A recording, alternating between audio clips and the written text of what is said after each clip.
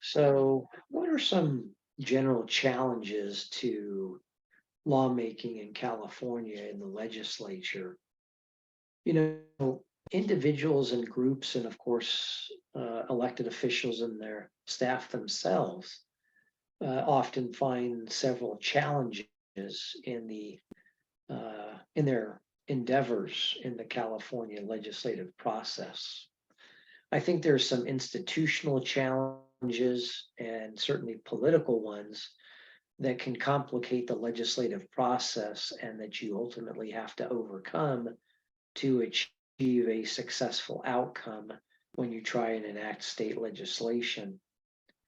One of the initial challenges that certainly exists at the federal level and the 49 states, including California, that use a bicameral legislature is that not only are there three branches of government, but there are two houses of the legislature. Now, naturally, in our form of small r Republican government and in our democracy, these three separate branches of government are intended to, provide a system of checks and balances. So our system of government with its two houses, the California State Assembly and California State Senate, as well as the 120 members between the two houses that combine to comprise the legislative branch, means that there's going to be some level of natural tension in the legislative process as both houses have basically an equal say in adopting legislation. And as such, both houses have to be lobbied in order for you to be successful. I think another institutional challenge is that we have three branches of government that can create challenges in the lawmaking process. And that's because there's some level of involvement of the other two branches of government. That is the executive and judicial branches. It's not just the legislature that obviously under Article 4 of our state constitution is granted the lawmaking power. So what do I mean by challenges from the other two branches? For example, the judiciary, of course, is charged with interpreting the laws. And so they can give full effect to a statute, or they can nullify, void, make it invalid. Judicial decisions can lead to legislation to either amend a law or restore a law that may have been adversely affected by a court decision. And obviously, with the executive branch, the governor plays a critical role in the process because the governor gets to sign or veto legislation. As well, the governor proposes the budget, and the executive branch's agencies and departments with their specialized knowledge and their implementation and enforcement of statutes also play a critical role in influencing the legislative process. And so, although the legislature, like at the federal level, can override a gubernatorial veto with a 2/3 vote of both houses, this has not happened since 1979 in California. So, really, the position of the governor in support or in opposition of legislation very well decides the fate of bills. And without the governor's support, it's not likely that this challenge can be overcome. I think there are some other institutional issues that can cause, gridlock or create challenges in the legislative process that ultimately have to be overcome in order to be successful in that process. There's things like term limits, uh, a lack of bipartisanship in many instances, and those two factors are probably two of the most commonly cited challenges to overcome in the legislative process. With term limits, there are the newly elected versus those who are late in their term or in their final term of office. And I'm sure that those two individuals view their roles differently. More seasoned legislators are often committee chairs or legislative leaders, or certainly viewed in a more influential way and can obviously impact the outcome of legislation. Moreover, in these times of what I view as political extremes on both sides of the aisle at both the state and federal levels, a large lack of bipartisan cooperation in the legislature and sometimes between legislators themselves and between the two legislative houses often makes the legislative process more challenging in the state.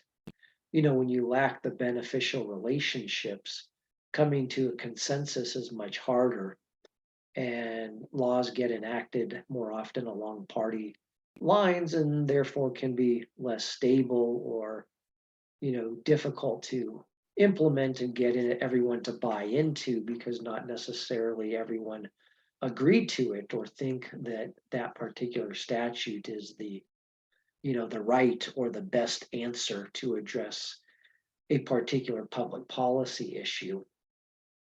Another institutional factor that I cite that makes lawmaking a challenge in the state of California is just the sheer volume of legislation, which can often be overwhelming to elected officials, the staff, and certainly even interest groups that are out there who may not be used to facing the number and diversity of more than 2,000 bills each and every year.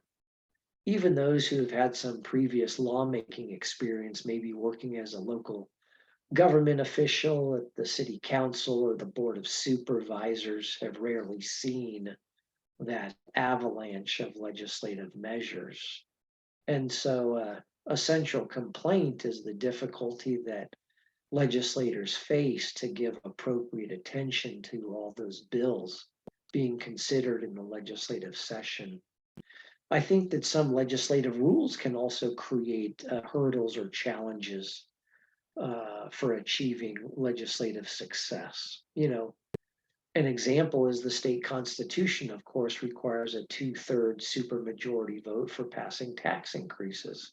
That's a requirement for both houses of the legislature, and obviously a burden of achieving a higher vote threshold than a simple majority makes the likelihood of failure higher with tax increase bills, for example.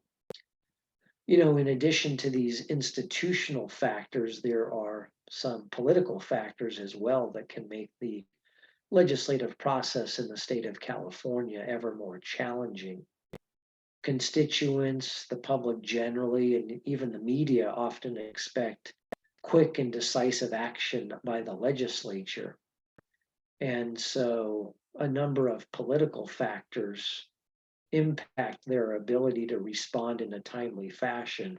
And of course, don't forget the institutional challenges that we've already talked about clearly slow down the process.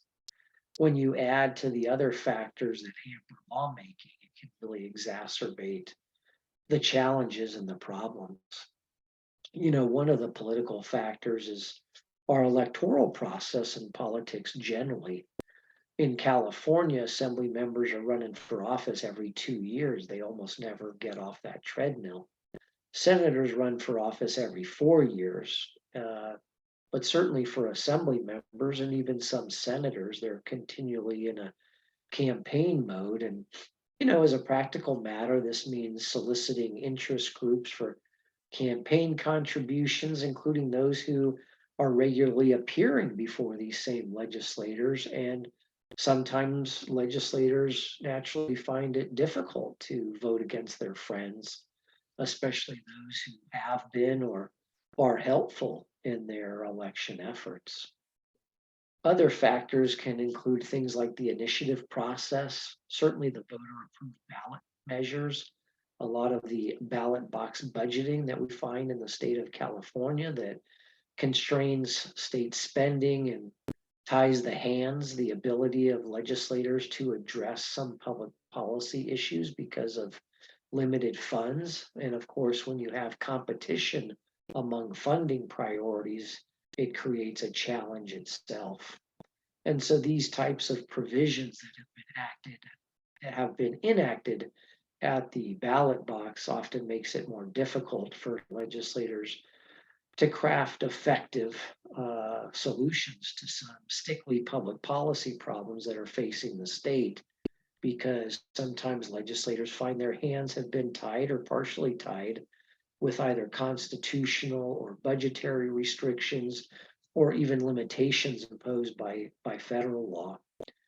And the inability for elected officials to please everyone on all the issues obviously makes lawmaking challenging, and sometimes achieving compromise or consensus amongst varied interest groups can therefore become very difficult for elected officials and their staff. And I got to tell you, I think it's a pretty unenviable position to be faced when you have to make some really difficult choices on some hugely complicated public policy issues with competing factions and sometimes with friends on both sides of an issue.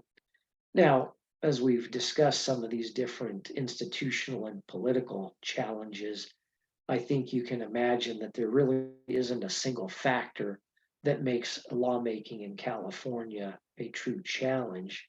Instead, it's really a combination of one or more of these different factors that often impact the ability to favorably resolve some very thorny public policy issues by the legislature. And sometimes it does result in gridlock or a lack of success in the legislative effort.